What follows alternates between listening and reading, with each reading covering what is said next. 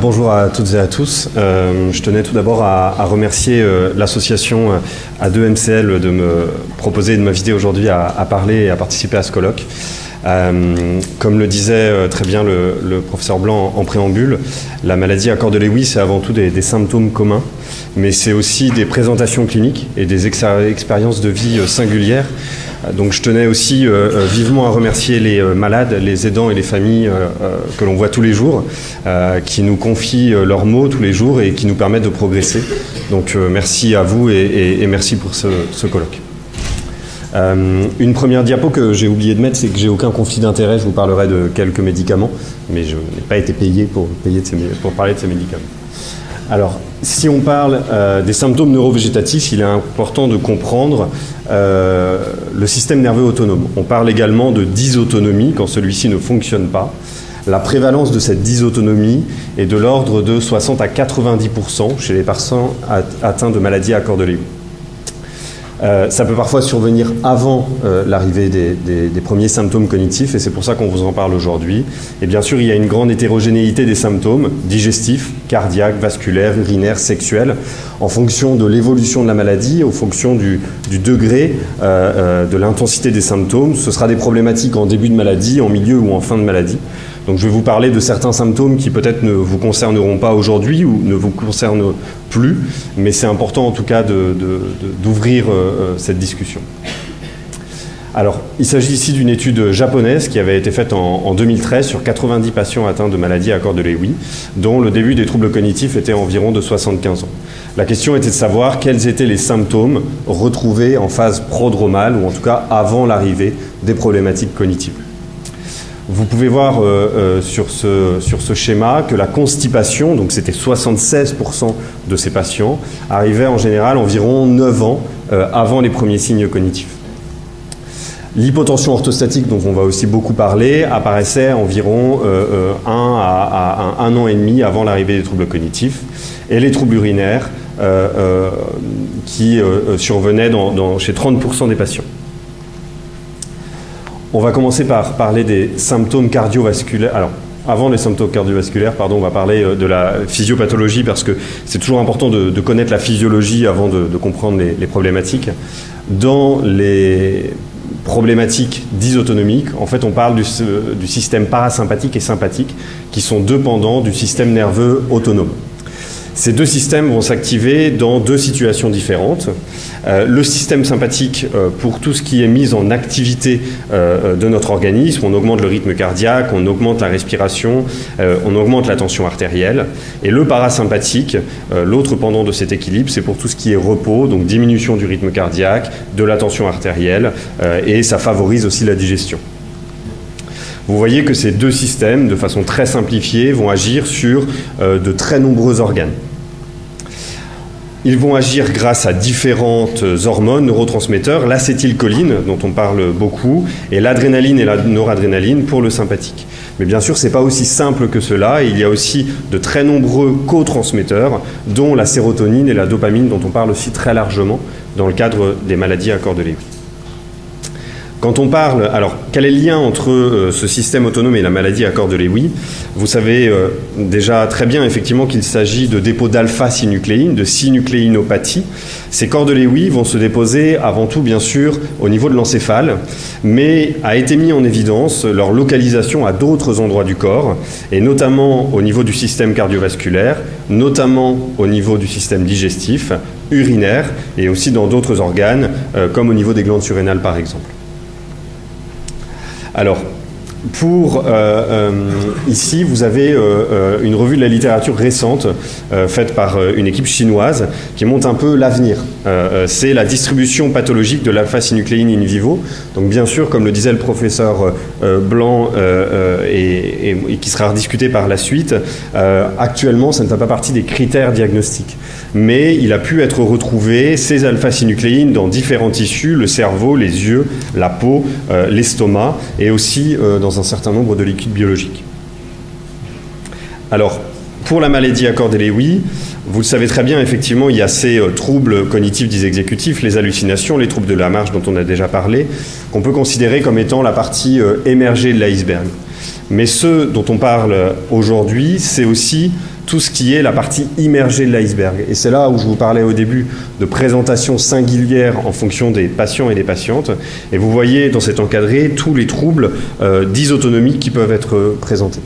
Et on a également aussi tous les troubles psychocomportementaux dont on vient tout juste de parler. Si on parle maintenant des symptômes cardiovasculaires, je voulais surtout vous parler de l'hypotension orthostatique. C'est cette sensation quand on se met debout d'avoir la tête qui tourne, de perdre l'équilibre. Cette sensation peut entraîner des chutes, peut entraîner des fractures et augmente le risque d'hospitalisation. C'est d'ailleurs un critère d'hospitalisation extrêmement fréquent, notamment en gériatrie où je travaille. Cette hypotension orthostatique, dans la maladie Accordet-Lewy, elle touche 30 à 50% des patients. 17% ont déjà expérimenté la symptomatologie la plus intense qui est la perte de connaissance, la syncope, et ça entraîne bien sûr une altération de la qualité de vie avec une asthénie, limitation des déplacements et risque de chute. Comment est-ce qu'on la dépiste? Ça, c'est quelque chose d'extrêmement important à faire dans nos consultations, c'est-à-dire qu'on va prendre la tension artérielle et la fréquence cardiaque allongée au repos, puis à 1, 3, 5 minutes, voire plus, en position debout. On va se concentrer sur la tension artérielle avec ces deux chiffres, là 138, 91, 138 pour la systolique, 91 pour la diastolique, mais aussi la fréquence cardiaque.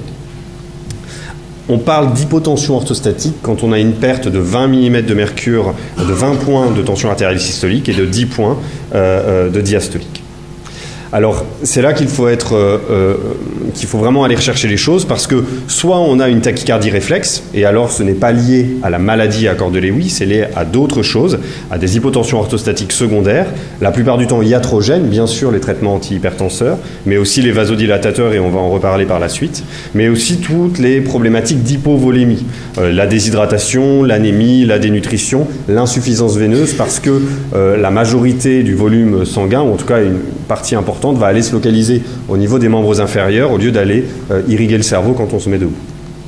Et si par contre il n'y a pas de tachycardie, si le corps ne s'adapte pas à notre position debout, c'est alors qu'on se retrouve dans le cadre d'hypotension orthostatique neurogène, avec en chef de file les syndromes parkinsoniens et la maladie Accordet-Lewy, mais aussi le diabète et d'autres maladies plus rares comme l'amylose.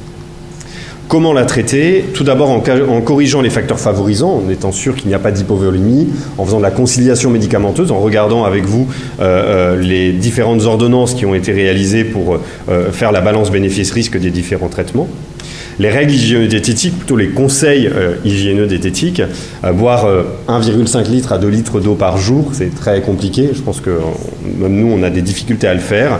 Boire un grand verre d'eau le matin avant de se lever, qui permet d'augmenter la tension artérielle quelques heures après le lever, porter des bas de contention si c'est possible, et après apprendre à se lever progressivement, apprendre la technique des contractions isométriques, c'est-à-dire contracter les muscles, notamment les mains pour faire remonter cette tension artérielle quand on commence à ressentir les symptômes. Et parfois, on peut même proposer de surélever la tête du lit de 10 à 20 degrés avec des cales parce qu'il y a un équilibre dans la nuit qui se fait, qui permet de favoriser la réduction de l'hypotension orthostatique d'IO. Et si tous ces éléments ne fonctionnent pas, on part alors sur des traitements médicamenteux avec la midodrine ou la fludrocortisone qui, avec deux mécanismes différents, la vasoconstriction pour la midodrine et l'augmentation du volume sanguin pour la fludrocortisone, va permettre de lutter contre cette hypotension orthostatique. Si on parle maintenant des symptômes digestifs, je vais vous parler essentiellement de la constipation parce que c'est un des problèmes extrêmement fréquents, touche 60 à 70% des patients et surtout ça altère aussi énormément la qualité de vie. Ça correspond à moins de 3 selles par semaine ou des selles très difficiles à évacuer. La prise en charge, c'est avant tout une hydratation quotidienne suffisante, ça on ne le répétera jamais assez. Bien sûr, une activité physique aussi adaptée que possible. Et si on a besoin de traitements laxatifs, et ça c'est des choses qu'on répète régulièrement à nos patients, c'est des traitements laxatifs quotidiens. C'est-à-dire qu'il ne faut pas les prendre juste au moment où on est constipé, mais une fois que le transit s'est régularisé, il faut continuer à les prendre tous les jours pour justement éviter d'être sans arrêt entre constipation et diarrhée. Et un des éléments importants que je voulais évoquer avec vous aussi, c'est le risque de fausse diarrhée, parce que parfois, chez des patients qui sont extrêmement constipés, les selles forment des bouchons, des fécalomes, et la seule chose qui puisse être évacuée, c'est effectivement du mucus ou en tout cas des selles liquides. Et on a tendance parfois à aller prendre ça pour de la diarrhée, traiter avec des traitements antidiarrhéiques, et là, on va dans la boule de neige et dans la majoration de la constipation. Si on parle maintenant des symptômes urogénitaux, tout d'abord les troubles urinaires qui vont être de deux types, parce que le système sympathique et parasympathique vont tous les deux agir au niveau de la vessie. On va avoir une possibilité d'hypoactivité de la vessie, c'est-à-dire des troubles rétentionnels avec une dysurie, une difficulté à émettre les urines, une sensation de vessie non vide avec des résidus post-mictionnels qui peuvent faire le lit d'infections urinaires à répétition. Mais on peut aussi avoir, à contrario, une hyperactivité, des symptômes irritatifs avec des fuites urinaires, des urgenturies, la volonté d'aller aux toilettes de façon très rapide, et la polakiurie, c'est-à-dire qu'on va uriner plusieurs fois dans la journée. Comment dépister ces troubles? Tout d'abord, sur le plan symptomatique, en réalisant des calendriers mictionnels. On vous demande de noter les heures de miction quotidiennes. Ensuite, sur le plan d'imagerie, avec des échographies vésicales, parce que nos collègues radiologues peuvent voir des signes, notamment rétentionnels au niveau de la vessie par échographie. Et enfin, des bilans fonctionnels urodynamiques auprès de nos collègues urologues.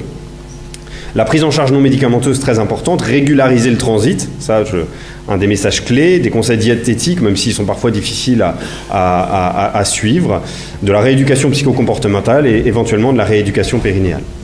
Et si on regarde maintenant la prise en charge médicamenteuse, et c'est là où c'est compliqué, on a des alpha-bloquants pour tout ce qui est rétentionnel, mais ces alpha-bloquants vont favoriser les hypotensions orthostatiques, donc vous voyez bien la difficulté d'établir la balance bénéfice-risque. Et au niveau de l'hyperactivité, il y a des anticholinergiques, et là encore, j'aurais pu mettre des signaux d'alarme, ces anticholinergiques peuvent favoriser la confusion. Et donc, encore une fois, c'est des traitements qui, nous, en tant que gériatres, on a tendance à arrêter. Mais bien entendu, c'est une discussion avec le patient pour savoir à quel point ces problématiques le gênent. Et il y a d'autres éléments qui peuvent être discutés avec nos collègues urologues, notamment des stimulations transcutanées. C'est testé dans la maladie à Cordelewi, en tout cas, c'est une possibilité qui peut être évoquée. Enfin, je voulais vous parler des troubles sexuels. Les chiffres que je vais vous donner sont des chiffres en lien avec des maladies de Parkinson évoluées, parce que je n'en ai pas trouvé pour les maladies à Cordelewi. Ça touche 75% des femmes, 79% des hommes. Et ça fait partie aussi de la qualité de vie.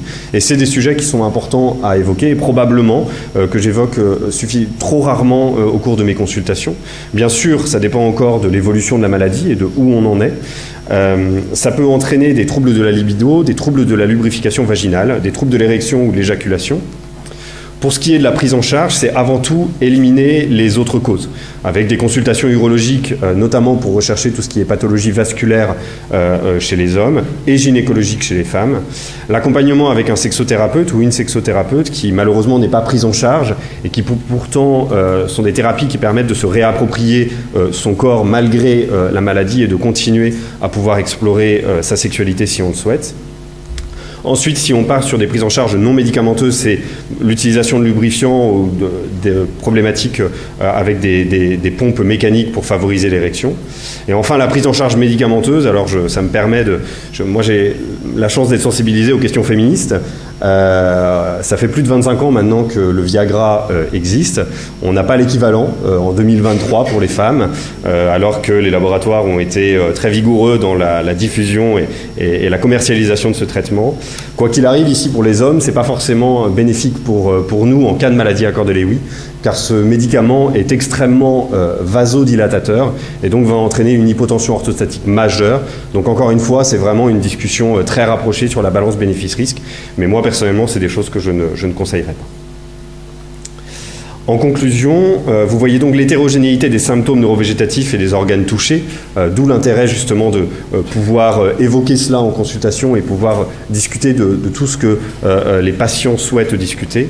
Ensuite, l'impact important sur cette qualité de vie et cette image de l'iceberg et de la partie immergée, c'est vraiment quelque chose qui m'accompagne tous les jours et je pense que j'en suis encore au tout début de l'exploration.